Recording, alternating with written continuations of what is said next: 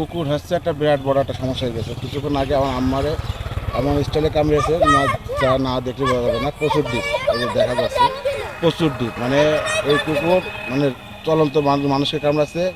একটু আগে একটা বাচ্চাকে কামড়িয়েছে। হাসপাতালে যেয়ে দেখি আমি আরও 4-5 জন আমাদের এই এলাকা কেন্দ্রিক। আগেতে কুকুরের একটা মারার একটা প্রসেস দেখেছি আমরা বহুত আগে, কিন্তু এখন আর সেটা নেই। এখন দেখি মানুষ কুকুর আরও পালে, বিভিন্ন এলাকায় দেখছি কুকুর পালে। তো এই জায়গাটা থেকে আমাদের পরিবার এবং বাচ্চাদের সেভ করতে হয়। কুকুর নিধন অবশ্যই জরুরি এবং এই প্রশাসনের কাছে জোর দাবি জানাচ্ছি যেন খুব দ্রুত এটা ব্যবস্থা নেওয়া হোক। স্যান্ডেলিনা সো, রূপচর্চায় আভিজাত্য। আমাদের এলাকায় 3-4 জন, আমি হাসপাতালে দেখেছি আরও 4 জন ওই একই টাইমের ভিতরে। এই যে আমাদের তামাল ভাইয়ের এক মামার আছে, নানি কামড়েছে, চোখটা বেঁচে গেছে, উনি মুরব্বী মহিলা, চোখটা বেঁচে গেছে। আম্মুর তো একদম পা আর এই যে হাতে আম্মুর তো অবস্থা খারাপ।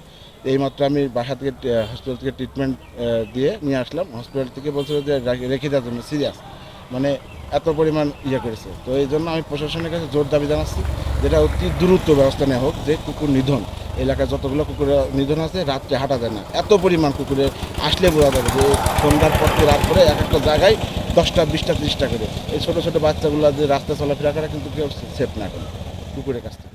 আমার একদিন আমি এই গোবরের মাঠে দাঁড়িয়েছিলাম, আমার 3টে খেপা কুকুর তাড়া করেছিল। তারপরে আমার হলো পড়তে যাই আমরা, তখন 3টে খেপা কুকুর বা 3-4টে খেপা কুকুর ঘেউ ঘেউ করে আর তাড়া করে।